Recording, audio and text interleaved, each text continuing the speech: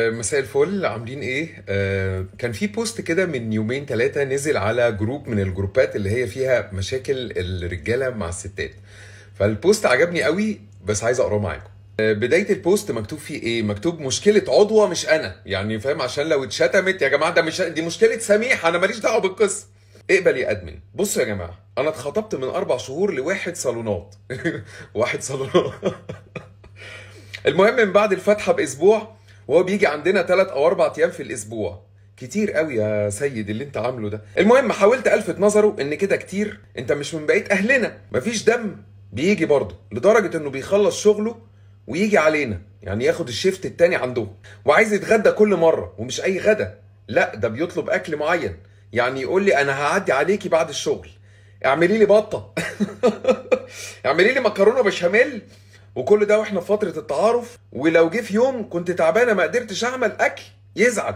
طب ما هو بيتعرف عليكم، الراجل عايز يتعرف المطبخ عامل ايه جوه في البيت. المهم قالت لك ايه، يمشي بجد والله ويزعل ويفضل طول اليوم يتكلم اني ما عملتش اكل ومش بقدره وهو راجع من الشغل تعبان. قلت له بدل المره 1000، يا ابني انا خطيبتك مش مراتك، والبيوت ليها حرمه، وعيب كده. وعيب كده. بابا مش عايز يكلمك في الموضوع ده عشان ما يحرجكش. الاقيه تاني يوم عادي يقول لي انا جاي بقى، بس لو تحمري لي حتتين بانيه. ويقعد ياكل زي الجاموسه المفجوعه، ولا اللي ما شافش الاكل بقاله سنه. المهم بقالنا 4 شهور على الحال ده وعلى الملل ده، وانا ما كنتش عايز اظلمه من الاول، بس اتاكدت بحركاته انه جعان وما عندوش كرامه. ده غير انه بيدخل كل مره مش معاه اي حاجه، وبيقول لي البركه في الحلو اللي هتعمله لنا بعد الغدا يعني. قلت له انا مش مرتاحه وعايز افشكل ونخرج باحترام بالمعروف. يقول لي لا، انت اكيد اعصابك تعبانه، حاولي تقفي في المطبخ تعملي صينيه جلاش. عايز يعالجها على حسب بطنه، يعني هات المطبخ ان شاء الله يروق اعصابك، ونحلي بالجيلي وهتبقى تمام. ده جاي ماشي، ده جاي الدنيا ماشيه، فاهم؟ يعني لازقه وما عندوش دم وجعان، وبيرن عليا كتير مش برد. بيرن عليك عشان يشوف الاكله اللي جايه يا ستي، الراجل بيطلب عشان ما يجيش يجي برضه، واقسم بالله بيبقى ناقص يبوس ايدي عشان اشوح له حتتين كبده.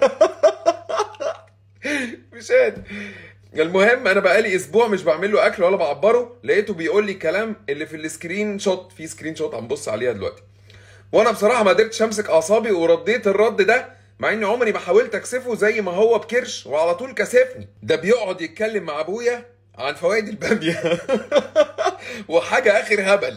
المهم يعني انا دمي محروق بسببه بجد، وحاسه انه غلط فيا بعد ما بقالي 4 شهور بطفح ما كتير، بس انت لازم تحاسبيه. يعني تخيلي بقى ده يبقى قاعد مع بابا، فبابا بيقول له مثلا هتشطبوا البيت امتى يا ابني؟ يقول له انت عارف بقى يا عم الكبده بقى فيها حديد شات فوائد، ما تخلي بنتك تخش تشوح لنا حتتين. ده جزء المسج اللي هي كانت حطاه في البوست. يقول لها بقى ايه، انا هاجي بكره، اظن بقالي كتير بتتهربي مني يا شقيه يا عفريت.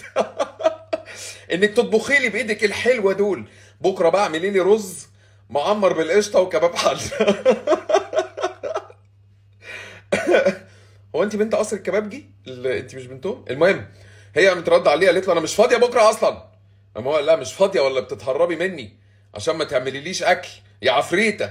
حقيقي انك عديمه الذوق والادب. انت شاتمها؟ شاتمها ازاي؟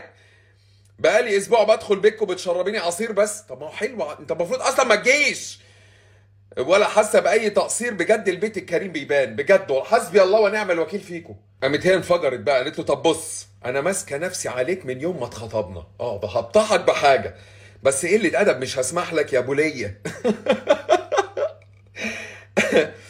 انا بقالي 4 شهور بعلفك زي العجل، وفي الاخر احنا مش بيت كرم. انت تعرف ايه عن الكرم يا حبيبي؟